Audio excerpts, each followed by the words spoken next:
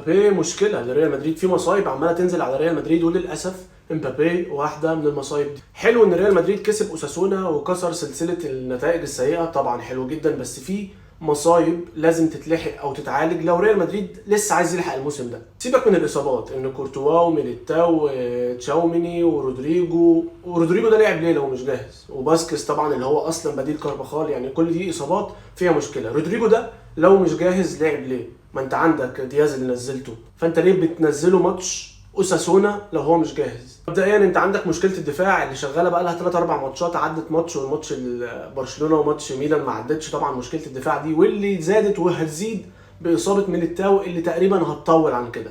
اسينسيو الشاب الجديد ده بدايته كويسه وبدايته مبشره، بس انا ما اقدرش اعتمد ان البدايه المبشره دي هتكون معناه ان هو يقدر يشيل الدفاع الموسم ده لحد ما يخلص. يعني رغم كل الهدافين دول وكل النجوم دول، ريال مدريد صدق او لا تصدق عنده مشكله قدام الجول. ريال مدريد بيضيع اهداف كتيره جدا، واللي بيضيع الاهداف دي معظمها امبابي بقى المشكله الكبرى في ريال مدريد. الراجل مش مهاجم، ومش هيبقى مهاجم على الاقل الموسم ده، مش هيبقى مهاجم. فانت قدامك حل من اتنين، لان فعلا امبابي بيفقد على الاقل 50-60% من خطورته وهو بيلعب في النص وما بيلعبش على الشمال. امبابي حتى ما بيعديش 1 على 1، الحاجه اللي هو كان بيعملها كل ما يصحى من النوم الصبح بعد السلام عليكم، اللي هو بيعدي 1 على 1 دي ما بقاش بيعديها. كل الكور اللي عدى فيها 1 على 1 كانت كلها من ناحيه الشمال. وضع امبابي الحالي ده معناه ان هو مش هيجيب اهداف الا الاهداف العرضيه اللي متقشره اللي جايه، سواء بعرضيه من اليمين او بعرضيه من الشمال، وفي الغالب هتكون من الشمال من ناحيه فينيسيوس جونيور، لان لعب ريال مدريد خصوصا في ظل اصابه رودريجو كله هيبقى من ناحيه فينيسيوس. وفينيسيوس لو رايح 1 على 1 1 على 2 1 على 3 هيرقص من ناحيه الشمال وهيشوط، ده اكل عيشه، دي الحته اللي هو مميز فيها.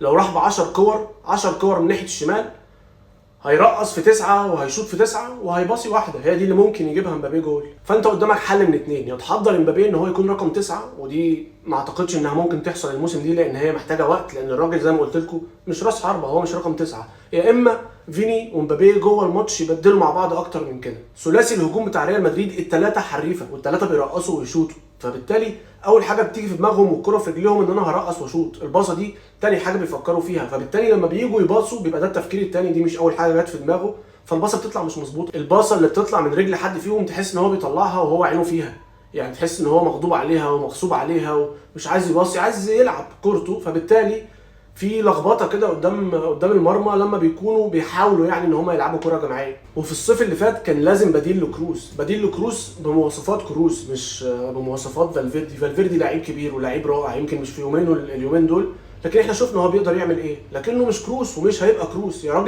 راجل ده حتى الكور الثابته الكورنرات بيقف عليها لوكاس باسكس، وهو يعني قليل فيها قوي قوي قوي قوي. الكورنرات بيلعبها لوكاس باسكس، لو مودريتش مش في الملعب لوكاس باسكس اللي بيلعب الكورنرات، او رودريجو من ناحيه الشمال، وفي الغالب بيباصيها. الكور الثابته دي كانت نقطه قوه لريال مدريد، دلوقتي 20 كورنر باين كلهم ولا حاجه. حلو ان الفرقه لسه واقفه على رجليها وبيلعبوا كفرقه واحده. احتفالات اللعيبه مع اسينسيو اللاعب الشاب ده بعد ما عمل الاسيست، احتفال بلينجهام مع لونين بعد ما برضو عمل الاسيست لفيني، كل دي حاجات بتقول لك ان على الاقل لسه اوضه اللبس ما انهارتش. واخيرا بقى انشيلوتي يشوف له حل في نص الملعب، لان تحجيم بلينجهام هجوميا بيضر الفرقه اكتر ما بيفيدها. بلينجهام بيعمل حاجات قدام برغم ان في نجوم كتير قدام زي رودريجو ومبابي وفينيسيوس، بلينجهام بيعمل حاجات الثلاثه التانيين ما بيعملوهاش. بلينجهام حتى ممكن يبقى تفكيره في الباصه، اول حاجه تفكيره في الباصه اسهل حاجه بتجيله، وبيعمل باصات محدش يتوقعها، فبالتالي